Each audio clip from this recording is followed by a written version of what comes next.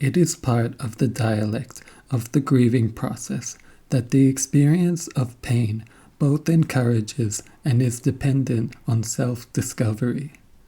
If the psychotherapist invites the patient to share in his own grandeur, or if the patient is enabled to feel powerful as part of a therapeutic group, he will experience relief from his depression for a while, but the disturbance will still exist, appearing in a different guise for a time.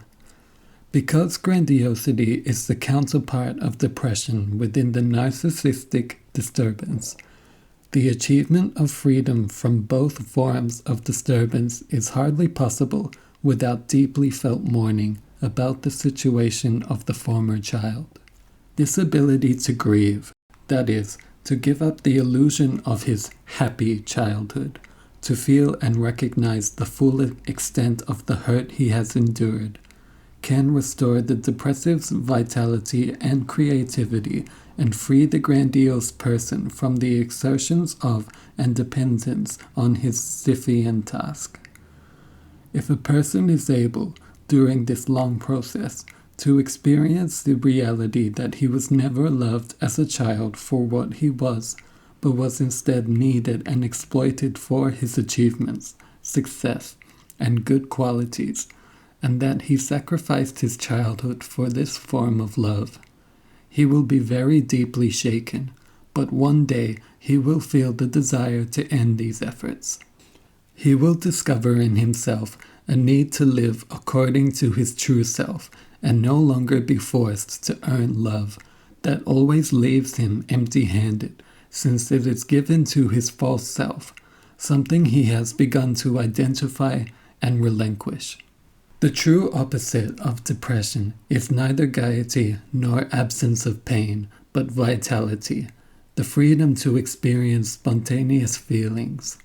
It is part of the kaleidoscope of life that these feelings are not only happy, beautiful, or good, but can reflect the entire range of human experience, including envy, jealousy, rage, disgust, greed, despair, and grief.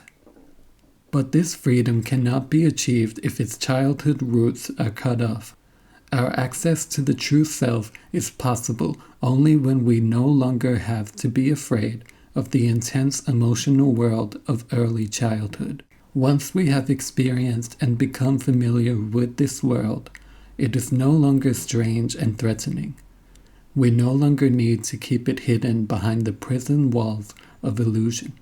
We now know who and what caused our pain, and it is exactly this knowledge that gives us freedom at last from the old pain. A good deal of advice for dealing with depression, for example, turning aggression from the inner to the outer world, has a clearly manipulative character. Some psychiatrists, for instance, suggest that the therapist should demonstrate to the patient that his hopelessness is not rational or make him aware of his oversensitivity. I think that such procedures will not only strengthen the false self and emotional conformity, but will reinforce the depression as well. If therapists want to avoid doing so, they must take all of the patient's feelings seriously. How often depressive patients are aware that they have reacted oversensitively and how much they reproach themselves for it. It is precisely their oversensitivity, shame, and self-reproach that form a continuous thread in their lives unless they learn to understand what these feelings actually relate. The more unrealistic such feelings are and the less they fit present reality, the more clearly they show that they are concerned with unremembered situations from the past that are still to be discovered. If the feeling that begins to arise is not experienced but reasoned away, the discovery cannot take place and depression will triumph. Pia, age 40, after a long depressive phase accompanied by suicidal thoughts, was at last able to experience and justify her long-suppressed rage toward her father, who had severely mistreated her. This experience was followed immediately not by visible relief, but by a period full of grief and tears. At the end of this period, she said, "The world has not changed. There is so much evil and meanness all around me, and I see it even more clearly than before. Nevertheless, for the first time I find life really worth living. Perhaps this is because, for the first time, I have the feeling that I am really living my life. And that is an exciting adventure. On the other hand, I can understand my suicidal ideas better now, especially those that I had in my youth, when it seemed pointless to carry on, because in a way I had always been living a life that wasn't mine, that I didn't want, and that I was ready to throw away." A social aspect of depression. One might ask whether adaptation must necessarily lead to depression. Is it not possible, and do we not sometimes see, that emotionally conforming individuals may live quite happily? There were perhaps many such examples in the past. Within a culture that was shielded from other value systems, an adapted individual was, of course, not autonomous. He did not have an individual sense of identity, in our sense, that could have given him support, but he felt supported by the group. Today, it is hardly possible for any group to remain completely isolated from others with different values. The individual must therefore find his support within himself if he is to avoid becoming the victim of various interests and ideologies. The so-called therapeutic groups try to, but cannot provide or replace this maturational process. Their goal is to empower their members by providing them with support and a sense of belonging. Since the suppression of childhood feelings is the rule within these groups, however, the individual's depression cannot be resolved. Moreover, a person can become addicted to the group itself, as the group provides the illusion that the unmet needs of the former child can eventually be fulfilled by the group in the adult. With such illusions, no one can truly heal. The strength within ourselves, through access to our own real needs and feelings and the possibility of expressing them, is crucially important for us if we want to live without depression and addiction. Some children have latent powers to resist adaptation and become partially adapted. Older children, particularly as they reach puberty, may attach themselves to new values, which are often opposed to those of the parents.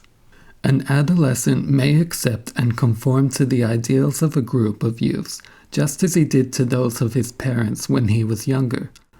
But since this attempt is not rooted in an awareness of his own true needs and feelings, he is again giving up and denying his true self in order to be accepted and loved, this time by a peer group. His renewed sacrifice will therefore not relieve his depression. He is not really himself, nor does he know or love himself. Everything he undertakes is done in hope of making somebody love him in the way he once, as a child, so urgently needed to be loved. But what could not be experienced at the appropriate time in the past can never be attained later on. There are innumerable examples of this dilemma. I will describe two of them.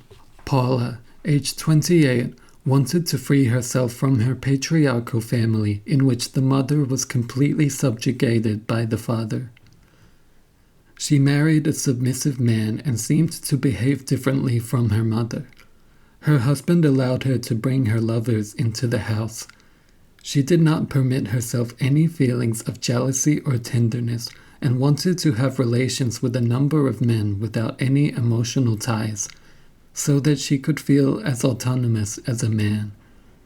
Her need to be progressive went so far that she allowed her partners to abuse and humiliate her, and she suppressed all her feelings of mortification and anger in the belief that her behavior made her modern and free from prejudice. In this way, she unconsciously carried over into these relationships both her childhood obedience and her mother's submissiveness. At times she suffered from severe depression, so she entered therapy, which enabled her to feel how much she suffered because of the passiveness of her mother, who tolerated the abusive father without the slightest opposition. Confronting the pain of not having been protected by her indifferent, defensive mother eventually helped Paula to stop creating her mother's self-destructive attitude in her own relationships with men and to allow herself to love people who deserved her love. Amar, now 40, grew up in his African family alone with his mother after his father died when he was still a very small boy. His mother insisted on certain conventions and did not allow him to be aware of his needs in any way, let alone express them. On the other hand, she regularly massaged his penis until puberty, ostensibly on medical advice. As an adult, the son left his mother and her world and married an attractive European with a different background.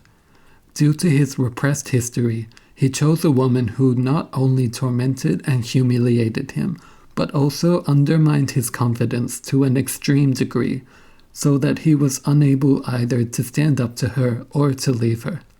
This sadomasochistic marriage, like the other example, represents an attempt to break away from the parent's social system with the help of another one. Amar was certainly able to free himself from the mother of his adolescence, but he remained emotionally tied to the mother of his early childhood and his unconscious memories of her, whose role was taken over by his wife as long as he was not able to experience the feelings from that period. It was terribly painful for him to realize how much he had needed his mother as a child and at the same time had felt abused in his helplessness, how much he had loved her, hated her, and had been entirely at her mercy. But as a result of this experience, Amar no longer feared his wife and for the first time dared to see her as she really was. The child must adapt to ensure the illusion of love, care, and kindness. But the adult does not need this illusion to survive. He can give up his amnesia and then be in a position to determine his actions with open eyes. Only this path will free him from his depression. Both the depressive and the grandiose person completely deny their childhood reality by living as though the availability of the parents could still be salvaged. The grandiose person through the illusion of achievement, and the depressive through his constant fear of losing love. Neither can accept the truth that this loss or absence of love has already happened in the past, and that no effort whatsoever can change this fact. The Legend of Narcissus. The legend of Narcissus actually tells us the tragedy of the loss of the self. Narcissus sees his reflection in the water and falls in love with his own beautiful face, of which his mother was surely proud. The nymph Echo answers the young man's calls because she is in love with his beauty. Echo's answering calls deceive Narcissus. His reflection deceives him as well, since it shows only his perfect, wonderful face and not his inner world, his pain, his history. His back view, for instance, and his shadow remain hidden from him. They do not belong to and are cut off from his beloved reflection. This stage of rapturous enchantment can be compared to grandiosity, just as the next, the consuming longing for himself, can be likened to depression. Narcissus wanted to be nothing but the beautiful youth. He totally denied his true self. In trying to be at one with the beautiful picture, he gave himself up to death, or, in Ovid's version, to being changed into a flower. This death is the logical consequence of the fixation on the false self. It is not only the beautiful, good, and pleasant feelings that make us really alive, deepen our existence, and give us crucial insight, but often precisely the unacceptable and unadapted ones from which we would prefer to escape: helplessness, shame, envy, jealousy, confusion, rage, and grief. These feelings can be experienced in therapy. When they are understood, they open the door to our inner world that is much richer than the beautiful countenance. Narcissus was in love with his idealized picture, but neither the grandiose nor the depressive Narcissus can really love himself. His passion for his false self makes him possible not only love for others, but also, despite all appearances, love for the one who is fully entrusted to his care, himself.